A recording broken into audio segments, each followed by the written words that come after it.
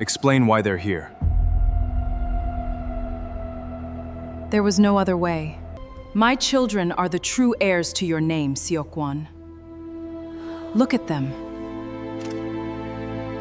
You have 30 seconds to explain why 3 children who are not on this program should be standing in front of 400 shareholders.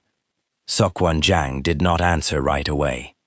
He was looking at the smallest of the 3 children, a girl in a yellow coat, and she was looking straight back at him without blinking, the way children do when they haven't yet learned to be afraid of powerful men. 6 months from that moment, everyone in that ballroom would tell the story differently.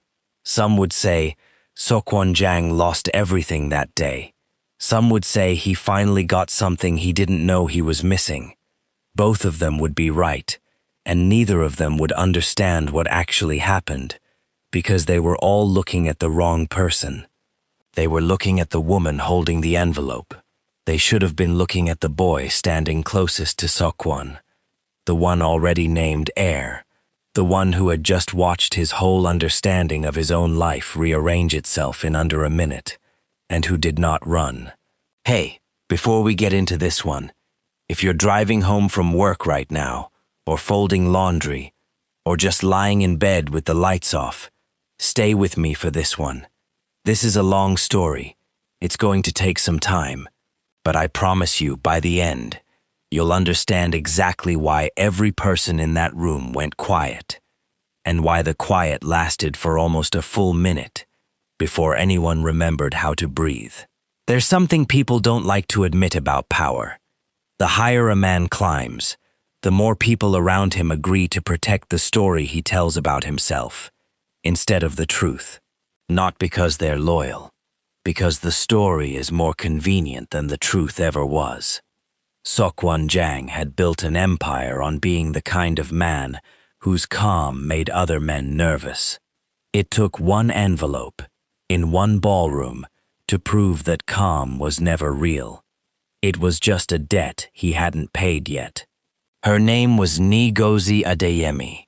This is the story of how she went from a woman erased from a rich man's life to the reason that same man's entire company nearly came apart in front of the press, and how, somehow, out of all of it, 4 children ended up with one family instead of none. But let me start from the beginning, because none of this makes sense unless you understand who Seok-won Jang was before that ballroom, and what it cost him to become someone worth forgiving. Seok-won was 34 when his younger brother died. The official story, the one printed in 3 newspapers and repeated at 2 funerals, was a car accident on a coastal road at night. No other vehicle involved, no witnesses, case closed within a week. Seok-won signed off on that story himself. He had a company to protect, a board to keep calm, and a 6-month-old nephew whose mother had already disappeared from the hospital records before anyone thought to ask her name. He never spoke his brother's name in front of the board again. He raised the boy instead. He named him Do-hyun, gave him his own last name, and let the household believe whatever story was easiest for them to believe, which turned out to be that Do-hyun was the son of some woman Seok-won kept quiet about, a mistress. Nobody asked twice. Seok-won never corrected it. Correcting it meant explaining what actually happened to his brother, and he wasn't ready to open that door in front of people who worked for the family that might have closed it. That was 11 years ago. Do-hyun was 12 now, and today was the day the Jang-ho group had circled on every calendar in 3 languages.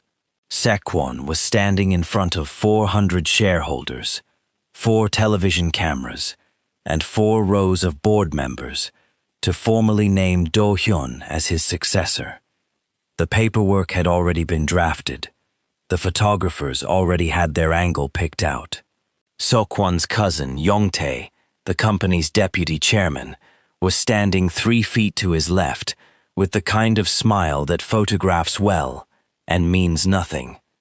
Yongtae had spent 6 years positioning himself as the responsible alternative, the cousin who understood the business better than a grieving brother raising someone else's child. He'd never said it directly. He didn't have to. Rumors don't need a source once enough people repeat them. The Mistress story about Do-hyun had traveled so far through the company that Seok-won sometimes heard it repeated back to him by people who thought they were telling him news. Seok-won had learned to let it travel. Correcting it always felt smaller than the truth deserved. Today, that decision was about to cost him more than he expected, because today, the truth walked through the ballroom doors on its own, in a yellow coat, holding a paper crane. Ngozi Adeyemi had worked for the Jangho Group for 4 months, 7 years ago, translating contracts between the Seoul office and a set of Nigerian shipping partners nobody else in the building could speak to comfortably. She was 26. She corrected 2 lawyers in the same meeting, without raising her voice, which was the first thing Seok-won noticed about her, and the last thing he expected to still remember 7 years later. The second thing he remembered was a night the power went out across the whole East Wing during a storm, and she told him, in the dark, that her mother had died 3 days earlier, and she hadn't cried yet. He didn't touch her. She didn't ask him to. In the morning she was gone. Her contract ended on schedule, and Seok-won told himself that was simply how these things worked. He didn't look for her. He assumed, the way convenient men assume convenient things, that she hadn't wanted to be found. He was wrong. He was about to learn exactly how wrong, in front of 400 people, 3 television cameras, and a boy who had spent his entire childhood being told he was chosen out of love, only to discover, in the same afternoon, that love and truth had never been the same thing in this family. Ngozi didn't wait for an usher. She walked down the center aisle with 3 7-year-olds beside her, 2 boys and a girl, all with the same stubborn dimple at the corner of the mouth that Seok-won had carried since birth.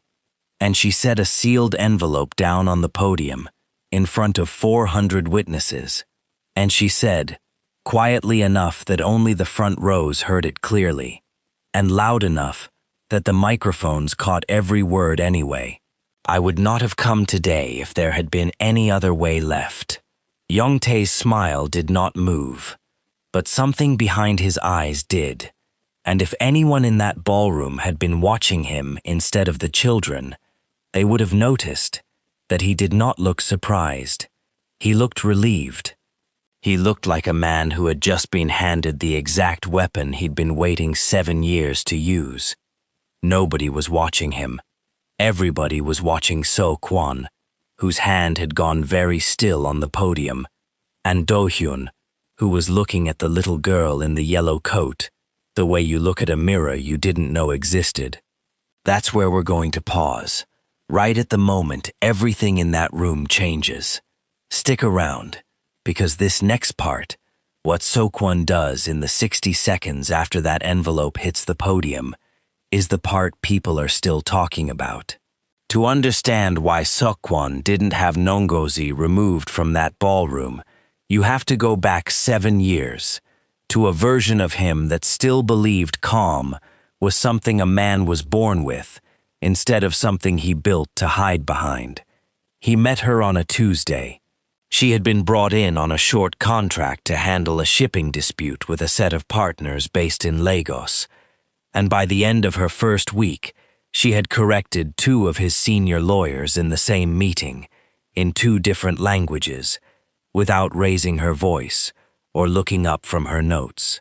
Sat at the head of that table and felt something he had not felt in years, the plain relief of being in a room with someone who was not afraid of him, and also was not trying to prove that she wasn't. He learned small things about her, the way people learn things when they are trying not to admit they are paying attention. She ate lunch alone at her desk instead of the executive dining room, So he started eating at his desk too, on the days she stayed late. She kept a photograph of her mother taped inside a folder instead of framed on her desk, because framed things get noticed, and she preferred not to be asked questions. He noticed anyway. He never asked. The household staff noticed him noticing. A housekeeper named Youngja, who had worked for the Jang family for over 2 decades and outlasted 3 chief executives' worth of gossip, mentioned once to Ariam that the young translator in the East Office was the first person she had seen the chairman actually laugh with in longer than she could remember. Ariam filed that away the way she filed most things about her brother, quietly, without comment, waiting to see if it mattered.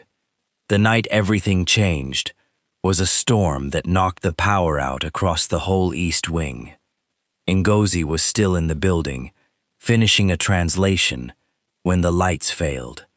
Seokwon found her by candlelight in the small office off the library, and instead of leaving her to it, he sat down across from her. "You don't have to stay and supervise me," she said. "I know how to translate a contract in the dark." "I'm not supervising," he said. "I don't have anywhere else to be." She was quiet for a while after that, and then she told him, without being asked, that her mother had died 3 days earlier, and that she had not cried yet, not once, and she did not understand why. "Maybe you're waiting for somewhere safe to do it," he said. "Is this safe?" "I don't know," he said. "But I'm not going anywhere." He did not touch her. She did not ask him to. They stayed like that until the power came back on. 2 hours of candlelight and quiet, and somewhere in it, something passed between them that neither of them named out loud. In the morning, her contract ended on schedule. She left. He told himself that was simply how these arrangements worked, and he let himself believe it, because believing anything else would have meant doing something about it. And he was not, in those years, a man who did things about anything that could be avoided. What he did not know, because no one thought it worth telling him, was that a man in a plain gray coat had approached Ngozi in the parking structure the week before her contract ended. The man knew her schedule, her building, and the exact figure of the severance she had been promised. He told her, in the mild tone people use when they are not making a threat, but want you to hear one anyway, that the Jang family valued discretion in people who had once worked close to the family, and that discretion tended to be rewarded. He did not say what indiscretion would cost. He did not need to. She never told Seokwon about the man in the gray coat. She left the city instead, took a position teaching evening language classes to embassy families, and told herself the storm night had simply been 2 lonely people, nothing more, nothing that needed protecting. Back at the estate, the household kept moving the way it always had, which is to say quietly, and mostly for the comfort of people who were not in the room when decisions were made. Do-hyun grew up believing he was chosen. Seokwon had never told him a direct lie. He had simply let the household's version of events stand, the one where Do-hyun's mother had been a woman, Seokwon quietly supported after a private arrangement, a woman who had passed away when Do-hyun was small. Do-hyun asked about her only a handful of times over the years, and each time Seokwon answered with just enough truth to satisfy a child and not enough to invite a second question. He told himself this was protection. He did not examine, too closely, who exactly it was protecting. The one person in the family who never fully accepted the tidy version was Seokwon's older sister, Aroum. She had asked him once, years earlier, in that same ballroom, whether he was certain Do-hyun was truly his brother's son, and not a convenient story the household had agreed to believe together. "A promise doesn't need a blood test behind it," Seokwon told her. Ariam let the subject drop, though she never let go of it entirely. And she never let go of a smaller, quieter suspicion either, that Junho's crash had happened at a very convenient time for a very particular person.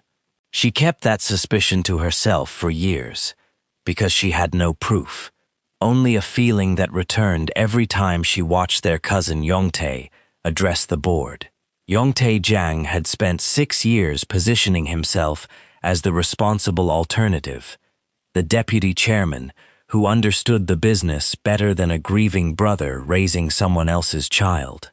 He never once said Do-hyun should not inherit. He did not have to. In meetings, he said things like, "It's a beautiful story, truly," in a tone that turned a compliment into a small, precise wound. He funded a scholarship in Junho's name every year, always with a photographer present. He kept a communications director named Minjun Seo on retainer, officially working for the company, unofficially loyal to whoever paid him first. And Yongtae had been paying him first for a very long time. That was the family Seokwon walked into the ballroom with on the morning of the successor announcement. A nephew who trusted him completely. A sister who trusted him mostly. A cousin who had spent a decade learning exactly which threads to pull, and precisely when. Sok, the 60 seconds after the envelope hit the podium, turned out to take almost 4 minutes to actually happen, because shock stretches time in ways clocks do not measure. Seokwon opened the envelope first, then looked at Do-hyun before he read a word of it. The boy stood exactly where he had been placed for the ceremony, in a dark gray suit, tailored that week, looking not at Seokwon and not at the envelope, but at the 3 children, with an expression Seokwon had never seen on him before. Not fear, not jealousy, something closer to recognition, as if some part of Do-hyun had always known a piece of this family's story was missing. And here it was, delivered in a yellow coat, holding a paper crane. Seokwon read the report. 3 pages, clinical, unambiguous, a probability at the bottom of the last page, so close to certainty, it barely left room for the word probability. He set the pages down with a stillness that 4 television cameras captured and would replay for the next 2 weeks. He did not ask if the report was real. He had known the moment he saw the dimple at the corner of the smallest child's mouth, a mark he had carried his whole life and never once needed a doctor to explain. What he did next was not scripted. He walked past the podium, past Ngozi, past the 3 children, and knelt in front of Do-hyun, in full view of 400 shareholders. "Nothing about you changes today," he said, quiet enough that the room leaned in to hear it, though the microphones caught every word anyway. "You are my son because I chose you 11 years ago, and I am choosing you again right now, in front of everyone here. Paper was never the reason." Do-hyun did not cry. He had learned young not to, in front of people who worked for the family. But he stepped forward and let his forehead rest against Seokwon's shoulder for exactly as long as it took to steady himself, then straightened, turned, and looked at the 3 children with the calm, deliberate expression of someone deciding, quietly and permanently, that these were his siblings whether the paperwork agreed or not. It should have ended there. It did not, because Yongtae had been waiting years for exactly this kind of opening, and he was not going to let it close without using it. He stood, adjusted his jacket, and addressed the room in the reasonable voice of a man who had rehearsed sounding reasonable. "Given what we've all just witnessed," he said, "I believe the board has an obligation to pause today's succession vote, pending a full review of the chairman's judgment in matters concerning this family's next generation." It sounded, on its surface, modest. Everyone in the room understood within seconds that it was a motion capable of freezing Seokwan's authority over the company he had run for a decade, built entirely on the optics of one devastating morning. 3 board members seconded it before Seokwan had fully processed what had happened. A woman near the front, a business reporter named Yoon who covered the Jangho group for a national paper, was already typing before the motion had finished being read aloud. The stock ticker on the wall behind the podium began sliding before security had cleared the room.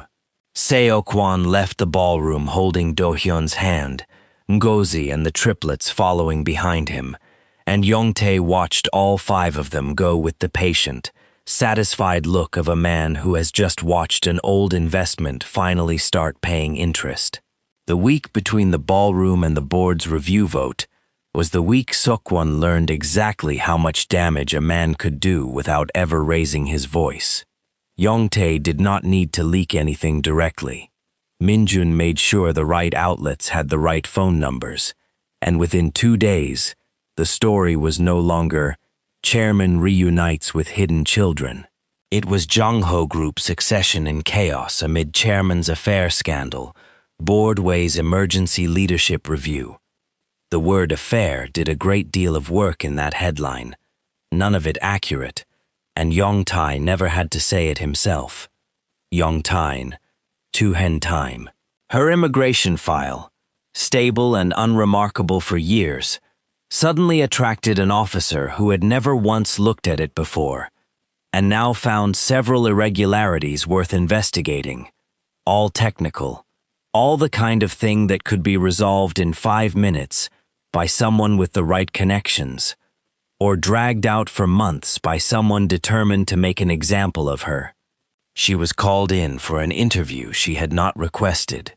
She sat across from a man who read her file like he was reading it for the first time, and asked her questions about a work history she had already submitted twice. "I've lived here 9 years," she told him. "Nothing about my status has changed since last spring." "Something clearly has," the officer said, "or this file wouldn't be open." Seokwan did not need Aryam to tell him whose connections had opened it. She told him anyway. At school, Do-hyun stopped eating lunch in the cafeteria. A classmate repeated something his father had said at dinner, something about the heir being the wrong kind of son now, and Do-hyun said nothing back, which the teacher reported as concerning, and Seokwan understood as devastating. When Seokwan asked him about it that evening, Do-hyun only shrugged. "It doesn't matter what they say," he said. "It matters to me," Seokwan said. "Tell me exactly what he said." Do-hyun would not repeat it. He asked instead if he could eat dinner in his room, and Seokwan let him, because he did not yet know what else to offer. Meanwhile, Seokwan kept noticing small things that did not add up. Yongtae seemed to already know facts before Seokwan's own legal team had confirmed them. The exact language of No-Gozi's visa file, the specific classmate's name at Do-hyun's school, even the timing of the DNA lab's report, which should not have been public information at all. It was not the kind of knowledge that came from being observant. It came from having people inside places you should not have people. Aryam noticed it too, and one evening she came to Seokwan's office, holding an old cardboard box she had kept in her own storage for 11 years without ever opening it, because Junho had asked her, the week before he died, to keep it somewhere safe and not think too hard about why. "I don't know what's in it," she said. "He told me to give it to you only if you ever actually needed it. I think you need it now." Seokwan did not open it that night. He was still telling himself the board's review was a business problem, solvable with lawyers and patience. He was wrong, and the box on his desk was about to prove exactly how wrong, though it would take one more discovery before he was ready to open it. Taskim. The discovery came from a former driver named Byung-chul, who had worked for the family more than 20 years and retired the year after Junho died, never fully explaining why, for a man who had once seemed to love the job. Aryam found him in the small coastal town he had retired to, and over 2 cups of tea, he unraveled 11 years of a story the family had accepted without ever really examining it. "I was the second driver on shift that night," he told her. "I wasn't in the car. But 3 hours before the accident, I got a call from a number I didn't recognize. Someone offered me a great deal of money to take the night off and let another man cover Mr. Junho's route instead. Someone I'd never met before and never saw again." "You took the money," Aryam said. "I took the money," he said. "I told myself for 11 years it meant nothing. Drivers swap shifts. It happens." "Who introduced you to the other driver?" Byungchul was quiet for a moment. "A man who did security work," he said. "Not for Mr. Junho, not for the chairman, for Mr. Yongtae." Seokwan received this from Aryam, sitting at his own desk. In the same chair he had sat in the morning, he signed off on the official accident report, and for the first time in 11 years, he understood that the calm he had built his entire identity around had never been strength. It had been avoidance wearing strength's clothes, protecting a convenient story instead of a true one, years before it would have actually mattered. He understood something else, too. Ngozi had disappeared from his life. The same year Yongtae had begun quietly consolidating control over the household's information, and the man in the gray coat who approached her in a parking structure 7 years ago had almost certainly not been acting on his own initiative either.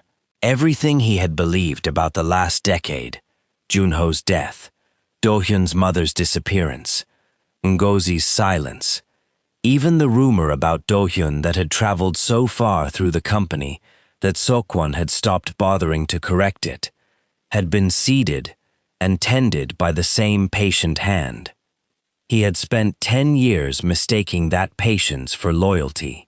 The board's review vote happened on schedule, and it did not go the way Seokwan needed it to.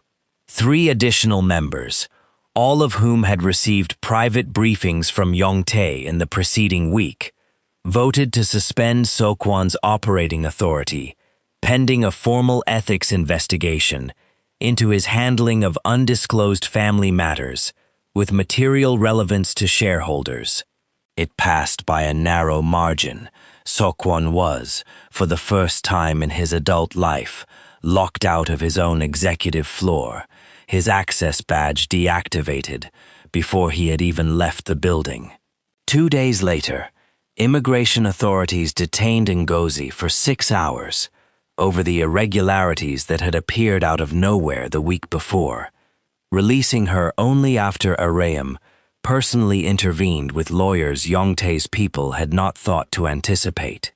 Ngozi came home shaking, holding all 3 children close, and told Seokwan, in a voice that had none of the composure she walked into the ballroom with, that she was no longer sure staying in the country was safe for her children, regardless of what he decided to do about the company. Do-hyun ran from school that same week, walking nearly 4 miles before a family friend spotted him near the harbor and brought him home. He would not explain why, not directly, until late that night, sitting on the edge of his bed, when he finally said the thing he had been carrying since the ballroom. "Everyone keeps saying I'm not really your son now," he said. "I know it isn't true, but I keep thinking, what if you only chose me because there wasn't anyone else yet?" Seokwan sat with that sentence for a long time before answering, because he understood, for the first time, that his silence about Junho, about the accident, about everything he had let the family believe for the sake of convenience, had cost Do-hyun something he could never fully repay. A childhood spent quietly wondering whether love that starts as a substitute can ever become the real thing. Yongtae visited the estate himself, 2 days later, uninvited, and found Seokwon alone in the study. "I want you to know, this isn't personal," Yongtae said. "The company needs stability. You've given the board reason to doubt you can provide it. You've spent a decade making sure of that," Seokwon said. "That's an accusation with nothing behind it," Yongtae said, and smiled the way he always smiled, and left. Seokwon had lost his authority at the company. He was watching Ngozi consider leaving the country with 3 children who were his. He had a 12-year-old asking him, in the dark, whether he had ever truly been chosen or only ever been convenient. It was, by any measure, the lowest point of his adult life, and it happened without a single newspaper needing to print another word. It was Ariam, again, who brought him back from it, 3 days later, setting the cardboard box on his desk without a word.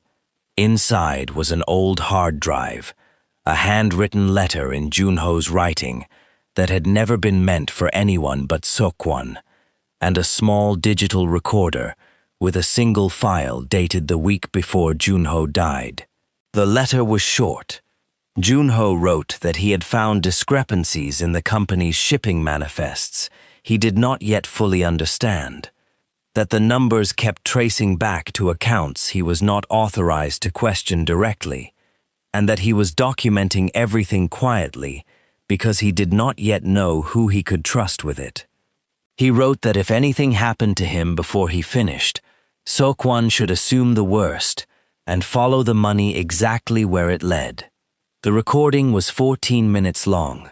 Junho's voice, calm and methodical, the voice of a younger brother laying out discrepancies he had spent months quietly tracking, discrepancies that traced back, consistently, to accounts under Yongtae's direct authorization.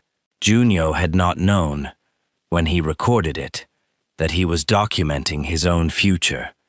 He had only known enough to be careful and to leave the proof somewhere safe, with someone he trusted completely. Seokwon listened to his brother's voice for the first time in 11 years and understood, finally, that Junho had not died in an accident on a coastal road. He had died because he was about to become inconvenient to the same patient hand that had spent the following decade making sure nobody else became inconvenient either. He had a choice in front of him now, and it was no longer a business decision. He could take the recording to a handful of trusted lawyers, resolve it quietly, protect the family name, and let Yongtae step down with some dignity and tact, the way families like his had always handled these things. Or he could take it public, in front of the board, the shareholders, and the press that had already spent 2 weeks calling him an unfaithful man, and let the full truth cost Yongtae everything, at the risk of costing the company its reputation along with him. He thought about Do-hyun's question in the dark. He thought about Ngozi packing a suitcase she had not fully committed to using yet. He thought about a paper crane, 43 folds, sitting untouched on a table in his home since the morning of the ballroom. He chose the truth, all of it, in public, where nobody could quietly make it disappear the way they had quietly made Junho disappear 11 years earlier. He went to Do-hyun before he went to a single lawyer. He told him everything, about Junho, about the crash, about who his real father was, and how he had actually died, about why Seokwon had let the family believe an easier story for 11 years. It cost him something to say it. He said it anyway. Do-hyun was quiet for a long time. Then he asked only one question. "Did you love him, my father?" "More than almost anything," Seokwon said. "And I loved you enough to be a coward about the rest of it for 11 years, which I'm sorry for." Do-hyun nodded slowly, and for the first time since the ballroom, something in his shoulders came loose that had been held tight for weeks. He did not run again after that night. The emergency shareholder meeting was called for the following Thursday. Seokwon walked in with Aryam on one side, Do-hyun on the other, and a folder containing everything Junho had left behind. Yongtae opened the session, expecting a formality, a graceful resignation, or at best a negotiated settlement that let Seokwon retain some ceremonial title while Yongtae quietly assumed operational control. He got neither. Seokwon played the recording for the full board and every credentialed journalist in the room. He laid out the financial discrepancies Junho had documented, cross-referenced against 11 years of records his legal team had rebuilt in under a week, working through nights, fueled by more urgency than any of them had felt in years.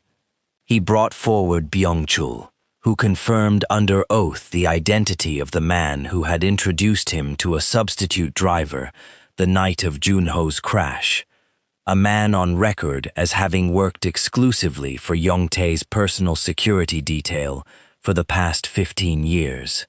He addressed the DNA report directly to, the one still fresh in every reporter's memory from the ballroom 2 weeks earlier. He confirmed, without flinching, that Kemi, Toby, and Ayo were his children, that Ngozi Adeyemi had been driven into silence 7 years ago, not by pride, but by a man in a gray coat, working for someone in this very room, and that Do-hyun remained, and would always remain, his son, chosen and reaffirmed, regardless of what any document said about blood. Reporter Yoon, sitting in the second row, stopped typing halfway through and simply watched. The room that had spent 2 weeks treating Seokwon as the scandal watched, in real time, as the actual scandal revealed itself to have been sitting 1 seat from the podium the entire time. Yongtae tried, briefly, to argue that the recording was unverified, the driver unreliable, the timing suspicious. Nobody in the room was listening to him anymore. By the time security asked him to step outside, pending the board's emergency session, 3 of the members who had voted to suspend Seokwon 2 weeks earlier had already reversed their position. By the following month, a formal referral had been made to prosecutors regarding both the embezzlement and Junho's death. Yongtae was stripped of his board seat, his shares frozen pending litigation, his name quietly removed from every scholarship fund he had spent 6 years attaching himself to. Minjun resigned before anyone had to ask him to. Chu love.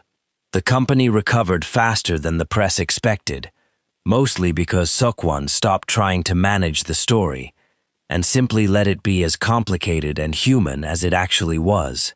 Shareholders, it turned out, trusted a complicated true story more than they had ever trusted a tidy false one.